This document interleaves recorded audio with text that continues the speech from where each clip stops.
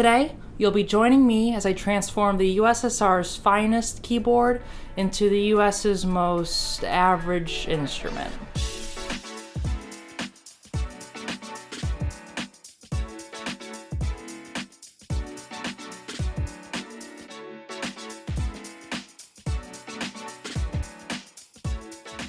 I stumbled upon this instrument by trying to convince my friend Claudio Lanz of World Piano Bar to sell me his Wurlitzer Bassett 2.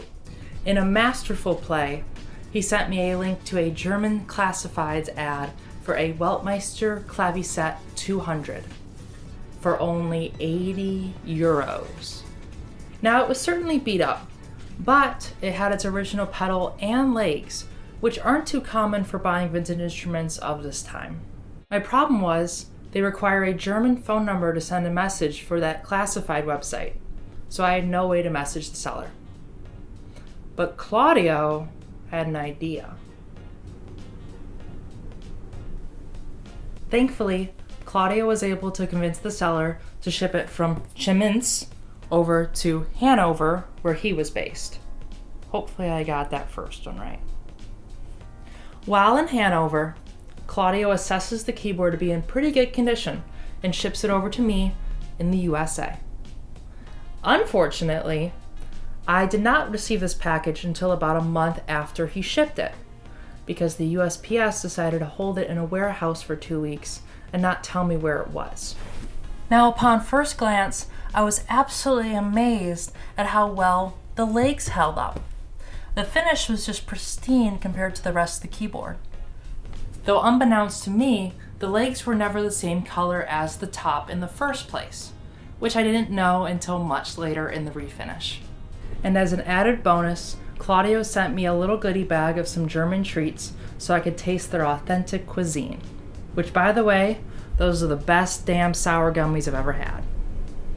Now, my first mission was to get the electronics as far away from the wood as I possibly could.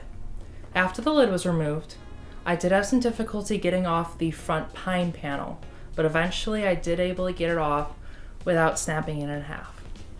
So this is what I had to work with when it came to refinishing.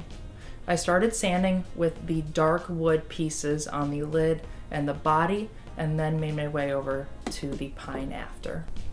All of the darker wood you see on this keyboard is veneer.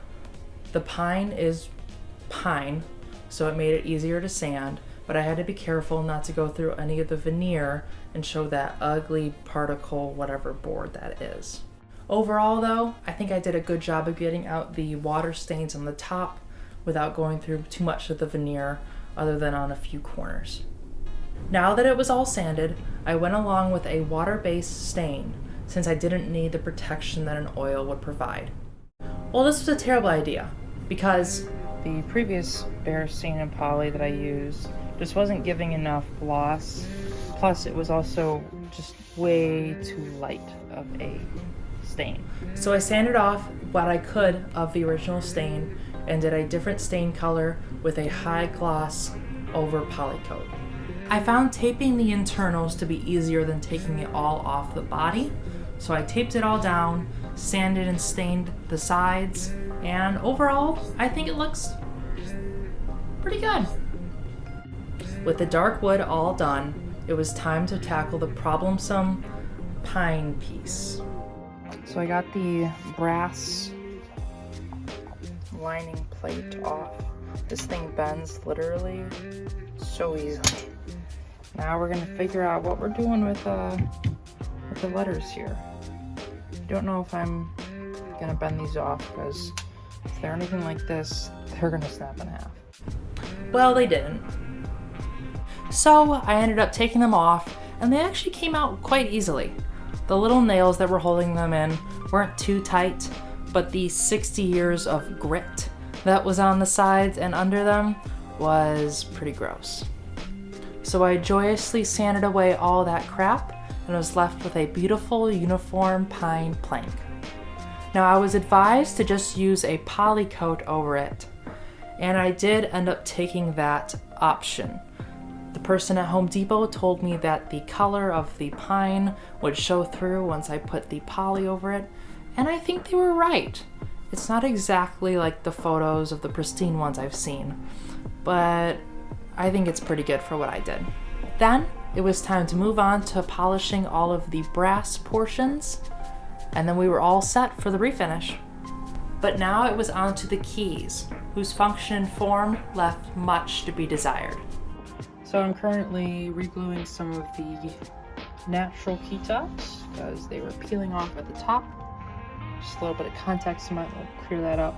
Right now I'm trying to figure out what I should do with this yellowing. It's on two of the keys, and acetone didn't work. Regular key polish doesn't work. I don't want to resort to sanding and buffing, but might have to.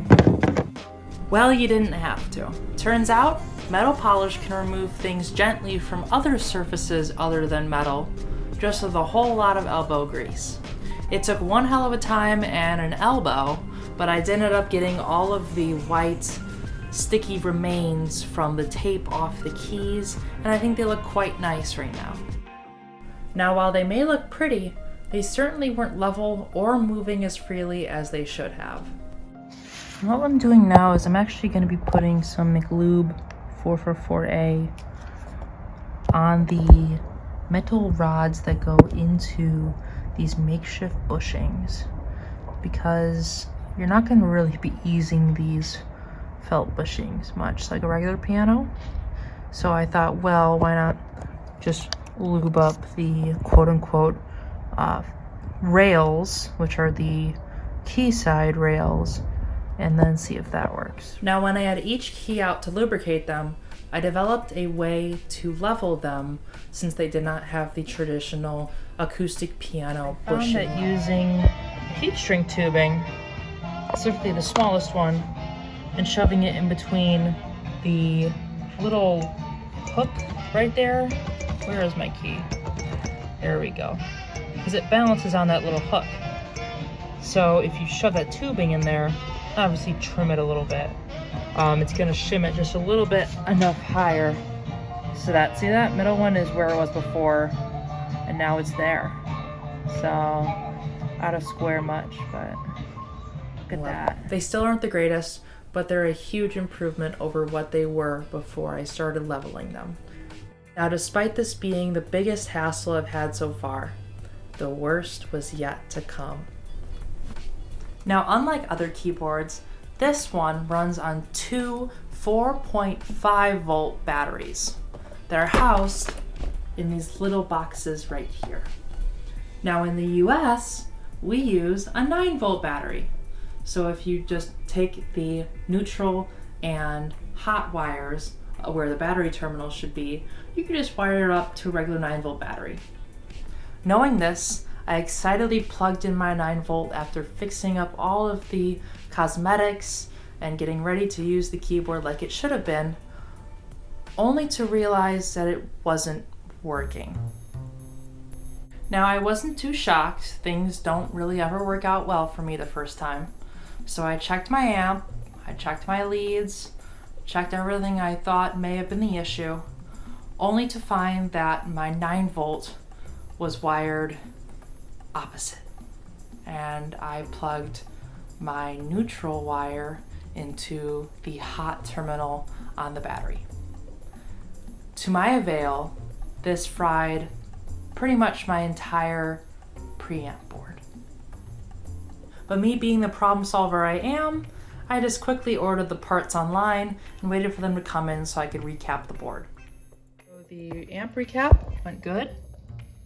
It's a little crowded, but the 9 volt is successfully hooked up now. And let's see if we have vibrato. No. No vibrato. I have no clue. Hopefully, well, I mean, it had to have fried something on there, but none of the paper caps over here are bad. Those two brown ones, and it's all paper caps up there. So I'm a little lost. But everything else works. After putting in the new parts, I was shocked to find that it actually worked now. So I was able to play all the keyboard, all of the settings, except the vibrato. Since there's no schematic for this instrument, I just had to assume that this was our vibrato circuit. I ordered all the new capacitors, put them in, and nothing changed.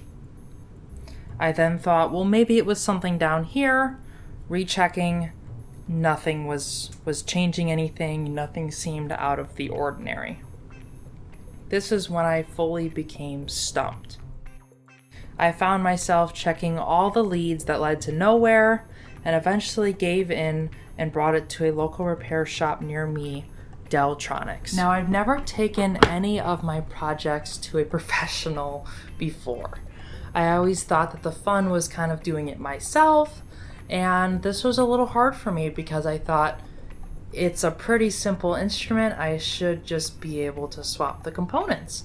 But when you don't know much about components, electricity-wise, you're just going to end up doing more harm, which is what I did.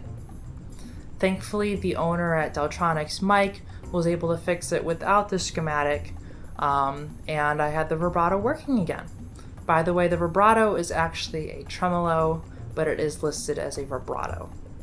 Now, all that was left was to fine-tune it a little bit and voice some of the keys, and then we had our fully working Wurlitzer. Now, you may be wondering, how does this instrument actually work? Well, the Wurlitzer is a reed-based tone-generating keyboard. In short terms, there is a little metal rod which gets plucked by one of these keys. It vibrates at a certain frequency, which then gets picked up by a magnetic pickup and then outputted through an amplifier. Now, what actually plucks this reed is a little plastic arm on the end of the key that pushes up the reed when it's being moved up when you press down the key, and when it lets go of the reed vibrates. While that key is pressed down, which pushes the arm up, it is also moving up the damper arm. On the damper arm, there is a small sponge, which when that plucker comes back down and moves the damper arm back down, the sponge comes in contact with the reed and mutes it. Now, people tend to compare this keyboard with the Hohner Pianet, which does have a reed-based sounding system along with a similar sponge-like actuating system. The difference between the two is that the Wurlitzer can actually have a sustain pedal, because unlike the Hohner, what makes the reed sound on a Hohner is that sponge when you press down the key. What makes the reed sound on a Wurlitzer is the plucker, which is separate from the damper. Now, the sustain pedal, shown here, also has another pedal which allows you to change the volume of the whole keyboard, kind of like a acoustic piano's soft pedal or a practice pedal. This has different steps, which allows you to electronically mute or dampen the signal that's coming out into the amplifier. Unfortunately, my cable is broken and I did not decide to repair it because I wasn't ever going to really use that feature. As a self-proclaimed Hohner Pianet disliker, I have to say I was kind of yearning for that grittier sound the instrument provides while setting up my Wurlitzer. The different controls for the sounds are nice, but they're really just EQ parameters that change the sound ever so slightly, so it's not too fun. Though the vibrato is pretty cool. And lastly, if you've gotten this far, you might enjoy some of the other content on my channel. I do videos on other electromechanical keyboards like Fender Rhodes, Wurlitzers, Hohners, of the like, and other certain covers and stuff I like to do along the way. I'm gonna get onto the demo now, and if you like that, please leave a like and maybe comment, because I do respond to those. Thanks for watching!